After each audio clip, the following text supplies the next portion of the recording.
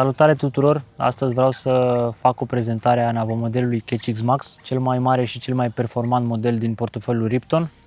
O să vă las un link în descriere pentru că sunt mai multe variante pentru toate bugetele, însă astăzi vă prezint vârful de gamă, cel echipat complet cu de toate. Aceasta este o prezentare în care vom vedea ce știe să facă, vă voi prezenta cele mai importante funcții, iar voi veți trage singur concluzia dacă merită banii. Prețul îl voi spune la final.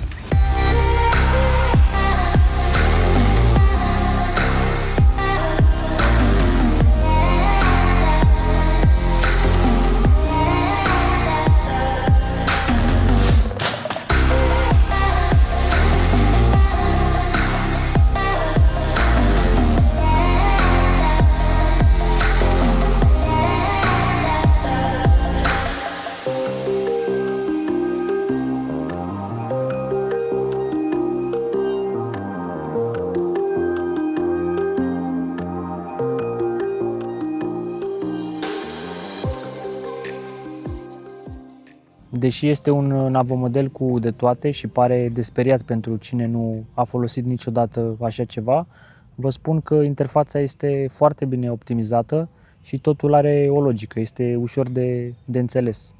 Eu am folosit o singură dată acest navomodel la o partidă de 48 de ore, nemai având contact vreodată cu un alt model cu GPS, pilot automat și sonar. Și deja m-am obișnuit atât de repede cu el încât, după cum vedeți, îi fac și o prezentare. La prima vedere observăm un design compact și modern, dar în același timp robust. Navomodelul are o greutate de 6,3 kg cu bateriile montate și poate transporta până la 3 kg de nadă.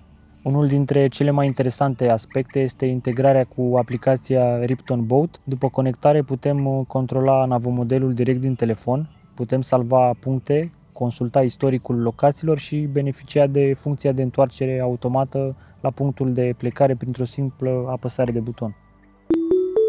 Initiating zone scanning.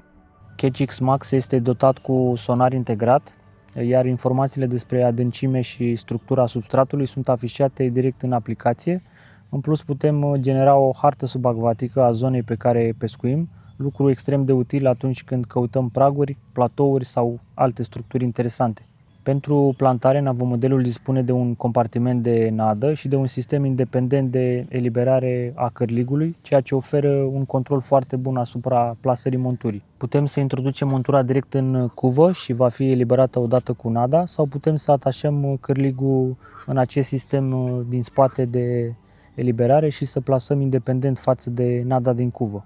Ca și exemplu ar fi când nu vrem să plantăm montura direct pe patul de nadă. Acest lucru ajută mult când peștii sunt suspicioși sau când lacul respectiv are mulți pești de talie mică, iar noi vrem să vizăm exemplarele mai mari ale lacului. Astfel putem să eliberăm cârligul la câțiva metri de patul de nadă. În ceea ce privește autonomia, producătorul specifică un timp de funcționare de aproximativ 4 ore în modul continuu și un timp de standby de aproximativ 30 de ore, alimentarea fiind realizată de două baterii litiu-ion de 8000 de mAh fiecare. Raza de operare ajunge până la 400 de metri prin telecomandă și 300 de metri prin aplicație, suficient pentru majoritatea situațiilor întâlnite pe majoritatea lacurilor. Telecomanda este și ea foarte robustă, vine cu un afișaj, un joystick care este foarte responsiv și câteva butoane care sunt foarte ușor de utilizat. De asemenea, putem să folosim și acest suport pentru telefon, însă eu o folosesc cu o tabletă pentru că mă ajută mai mult, am afișajul mai mare și mi se pare mai practic așa. De specificat este că telecomanda nu este rezistentă la apă, însă cu această husă de protecție de silicon cu care vine în pachet, devine rezistentă la stropi. Ca și aspect îmi place foarte mult acest model în camuflaj, el vine în două variante, modelul acesta și modelul negru. Luminile sunt, după cum ați văzut, în partea din față avem o lumină albă și în partea din spate o lumină roșie. Putem detașa bateriile și le putem încărca pe rând, în pachet vine cu încărcător pentru baterie, dar se pot încărca și montate ambele pe navomodel și astfel, dacă băgăm direct navomodelul în priză, le încărcăm pe ambele în același timp. Este foarte important ca atunci când le încărcăm pe rând bateriile să fie cât mai apropiate încărcate să nu fie una foarte descărcată și una mai încărcată. Dacă intrați pe Ripton.ro, puteți să vă achiziționați și o geantă de transport specială pentru acest navomodel.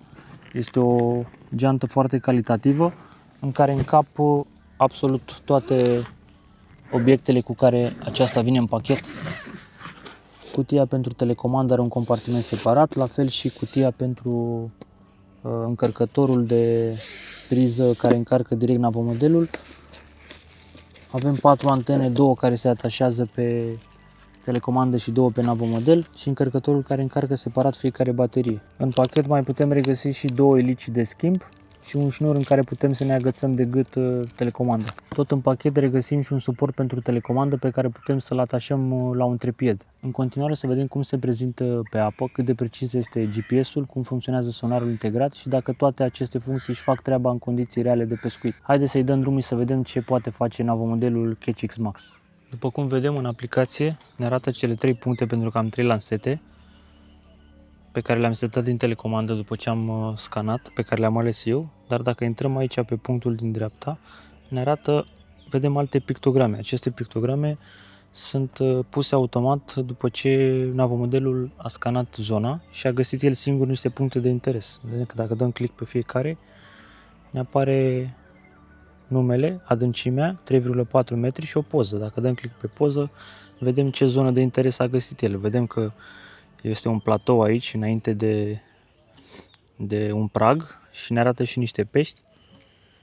Această zonă el a detectat-o automat și vedem că sunt mai multe zone. 1, 2, 3, 4 zone pe care le-a selectat el și putem să dăm click pe ea, îi dăm set as the task point și ne ducem, dacă dăm start aici de exemplu, vedem că ne apare automatic release când ajunge la punct să dea drumul la cuvă.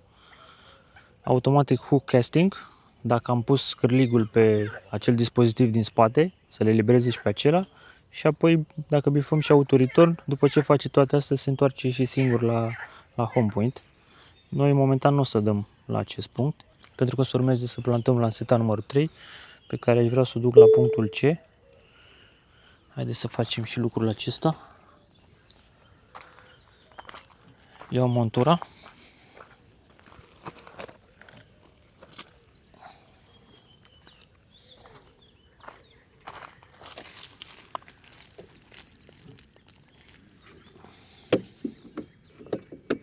I-am închis cuva. Punem în cuvă ceea ce vrem să ducem pe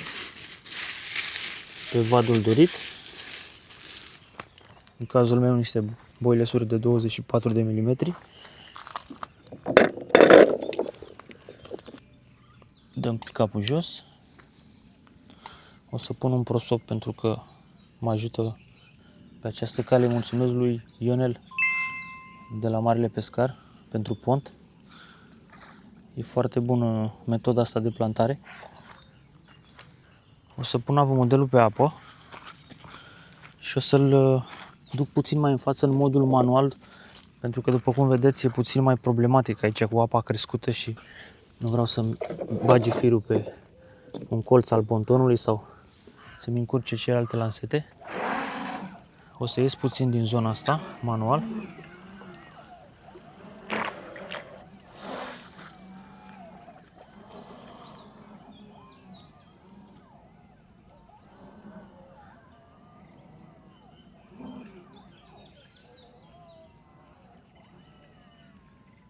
Gata, am eliberat. Iar acum din tabletă voi selecta la punctul C, Start, am bifat Automatic Release și Auto Return. Start Mission. Mission is going to start. Iar acum eu nu mai trebuie să fac nimic, doar să aștept să ajungă navomodelul acolo, să elibereze și cât timp se întoarce el, eu o să poziționez lanseta, să îi dau pick-up înapoi și să o pun pe avertizor. În aplicație ne arată și câți metri mai sunt până la punct. Dacă vrem putem să vedem și sonarul în timp ce merge. Avem pictograma asta din stânga pe care putem să și mărim. Am dezactivat să-mi arate peștii, pentru că cel mai bine este să ne luăm după arcurile acelea, nu după pictogramele cu pești. Este mult mai bine așa. Dacă n-aș fi dat auto-return, navomodelul după ce ar fi plantat, ar fi așteptat acolo și ar fi activat singur ancora și ar fi stat pe loc până la următoarea comandă. Ancora este electronică. În momentul în care ajunge la un punct fix, el din motoare și din GPS reușește cumva să stea pe loc din coordonarea motoarelor în funcție de GPS. Mission accomplished. Acum a ajuns la destinație. A eliberat și ce avea în cuvă și se întoarce înapoi. Eu în timpul acesta îmi reașez lanseta. După cum ați văzut, din telecomandă n-am făcut absolut nimic. Totul am făcut din tabletă sau din telefon. Puteți să faceți din tabletă sau din telefon, cum doriți.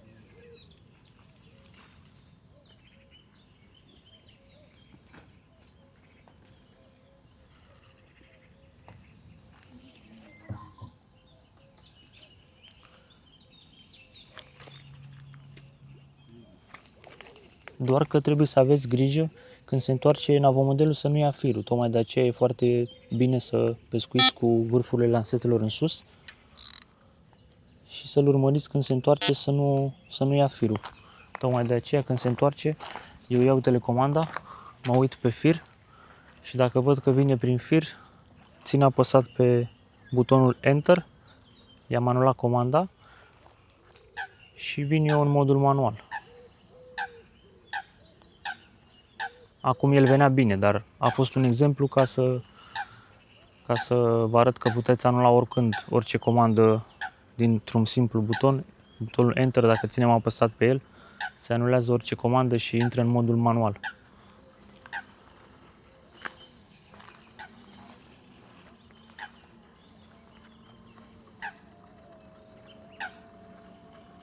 Oricum e bine ca home point-ul să-l setați puțin mai în fața lansetelor sau undeva în lateral, nu fix pe mal, pentru că o să intre în ponton, o să intre prin fire dacă aveți firele mai jos.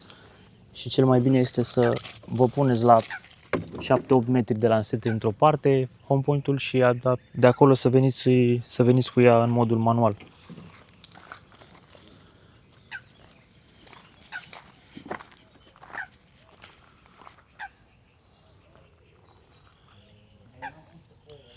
După ce am făcut plantarea, eu am setat pe mal un punct aici de referință. După cum vedeți, este ca o țintă, ca un hexagon.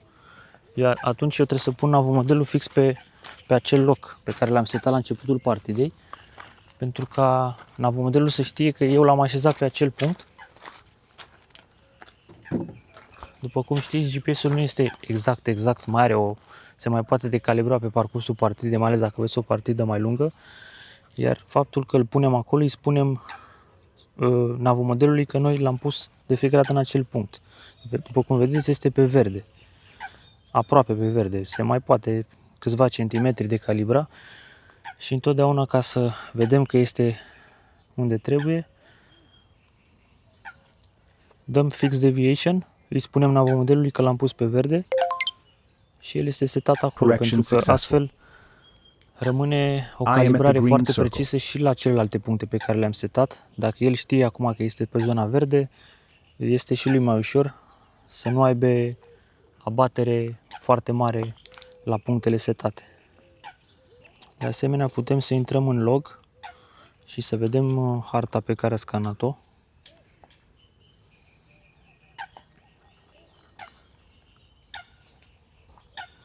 Acesta este zona pe care eu am scanat-o. Putem să mărim și vedem exact, după ce a scanat zona, ce puncte a detectat el ca și zone de interes prin aceste pictograme. Putem să vedem harta și în 3D, pe adâncimi. Mai multe feluri de afișare. Și putem să vedem exact cum a parcurs navomodelul După cum vedeți, ia la 20 de minute să scaneze zona pe care eu am selectat-o, iar acum i-am dat play și ne arată traseul. Putem să mărim viteza de redare până la 8 ori viteza. Și după cum vedem, putem să și descărcăm această zonă de scanare, să o vedem mai bine pe tabletă sau pe telefon. O salvăm direct pe dispozitiv. În setări putem să vedem că am activat ancora, dar dacă o dezactivăm, navomodelul când ajunge la punct nu va mai sta pe ancoră și va pluti în derivă. Cel mai bine este să aveți ancora activată. Vedem că am setat aici în aplicație până la 300 de metri. După cum am spus, pe aplicație raza este de 300 de metri, iar dacă folosim doar telecomanda, avem până la 400 de metri range-ul. Spotul putem să-l modificăm la câte secunde vrem, eu l-am pus pe minim. Aici la fel la baterie putem să reglăm noi, de exemplu eu l-am setat pe minim, când ajunge la 10,2 să se întoarcă automat, putem să punem mai mult până la 11,6. Iar aici vedem că am ales comunicația Wi-Fi, putem să alegem și Bluetooth dacă vrem. Modurile de afișare avem hibrid, Map World, satelit sau teren. L-am lăsat pe hibrid. Putem să schimbăm vocea, avem Voice switched successfully. Voice switched successfully. Default, Voice switched successfully. Red Alert, Omnibot Voice switched successfully. sau Cartoon. Voice switched successfully. Voice switched successfully. În partea de sus, cu verde, ne afișează starea de sănătate a bateriei telecomenzii, 87%, și în partea dreaptă 12,2 bateria navomodelului. După cum am spus, putem selecta din telecomandă anumite puncte, A, B, C, D, dar dacă vrem din aplicație putem selecta un număr nelimitat de puncte. De exemplu, am pus acest punct. Dacă vreau să ducă navomodelul așa random într-un punct, dar dacă vreau să-l șterg, țin apăsat pe el și duc iconița la coșul de gunoi. Iar când navomodelul este pe apă, putem apăsa pe acest steguleț și atunci salvează un punct pe care putem să le redenumim. Hai să facem și un test acum.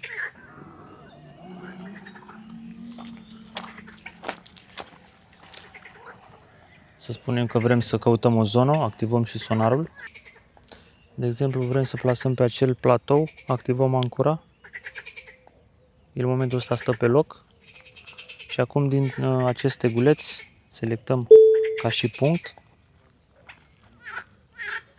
Dar dacă mărim și dăm click pe el, vedem că ne apare și poza respectivă, ne apare adâncimea. Ăsta este numele pe care îl selectează automat după adâncime. Iar dacă dăm edit, vedem că putem să schimbăm pictograma. Avem foarte multe pictograme din care putem să alegem. Putem să spunem la nume aici ce vrem noi. De exemplu, lanseta 1, semințe. Iar aici putem să scriem ceva în această căsuță, diferite detalii, avem 50 de caractere. Putem să schimbăm și poza dacă vrem, să alegem din galerie o altă poză. Cam atât de simplu este să selectăm un punct de interes. Am dat save, iar acum dacă țin apăsat pe joystick, pe butonul joystick-ului, el se va întoarce acasă. We're returning to the home point. Dacă vrem să ștergem punctele de interes A, B, C, D, ținem apăsat pe ele și le ducem în coșul de gunoi. Dacă vrem să ștergem punctele selectate de aplicație, pur și simplu dăm click pe el și dăm delete din dreapta sus și l-a șters. Dacă vrem să schimbăm punctul de acasă, pur și simplu ne ducem unde vrem. De exemplu aici. Apăsăm o dată pe joystick și pe Enter. Vedem că punctul Home s-a actualizat unde este navomodelul acum și dacă activăm ancora, el va rămâne aici.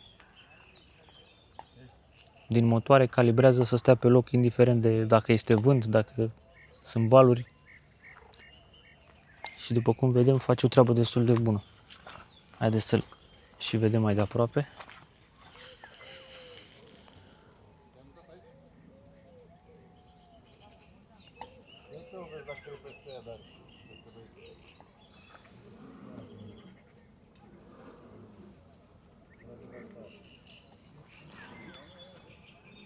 Îmi și vibrează telecomanda în mână, mă atenționează că ancora este selectată și el acum încearcă din motoare să stea cât mai fix. Navomodelul se poate controla doar cu telecomanda, însă nu vom vedea sonarul dacă nu ne conectăm și la aplicație. Dar o să vă dau un scenariu în care folosim, de exemplu, aplicația și sonarul la începutul partidei.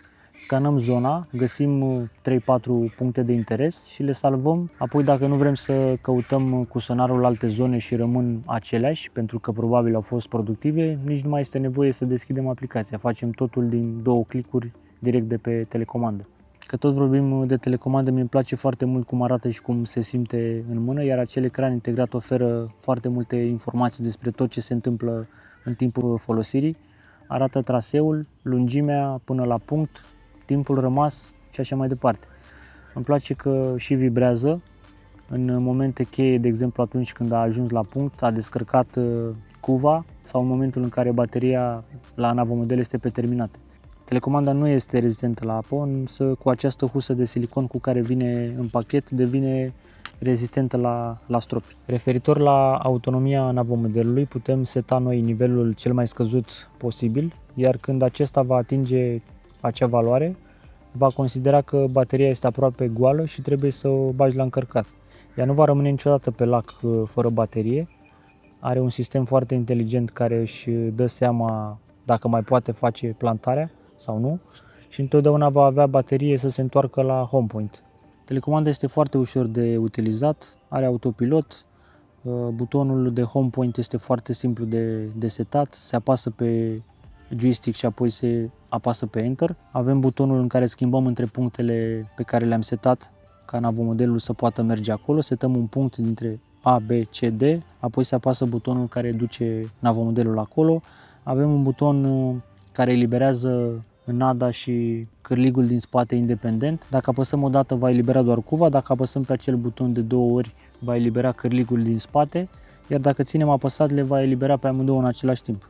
Îmi place foarte mult că are și un buton customizabil care poate avea 3 funcții, o simplă apăsare, o apăsare dublă sau o apăsare menținută mai mult timp. De exemplu, eu mi-am setat pe apăsarea simplă să activeze ancora, apăsarea dublă mi-am setat speed mode, adică cât de repede să meargă navomodelul, iar pe long press eu mi-am setat cruise control-ul. De menționat este și partea de hărți care nu necesită abonament, putem să facem harta substratului și putem să o și descărcăm. Că vorbeam de preț, am să vă pun și un link în descriere. La momentul de acestui clip, acest navomodel vine la prețul de 8500 de lei, însă este vârful de gamă. Dacă intrați la ei pe site veți vedea că sunt mai multe variante pentru toate bugetele. O să fac și un alt clip foarte detaliat pentru cineva care nu știe să folosească și eu m-am lovit de treaba asta pentru că n-am mai avut până acum un navomodel cu astfel de funcții, dar mi s-a părut foarte, foarte intuitivă aplicația și totul avea o logică și de asta m-a făcut să înțeleg destul de repede cum trebuie folosit acest navomodel. Dacă ți-a plăcut această prezentare și vrei să vezi și altele, avem deja pe canalul nostru de YouTube câteva review-uri la produsele din portofoliul Ripton, urmează și altele. Tot ce trebuie să faci este să dai un like, să te abonezi, să scrii un comentariu și astfel o să fii la curent cu tot ce postăm aici. Vă doresc fire întinse tuturor!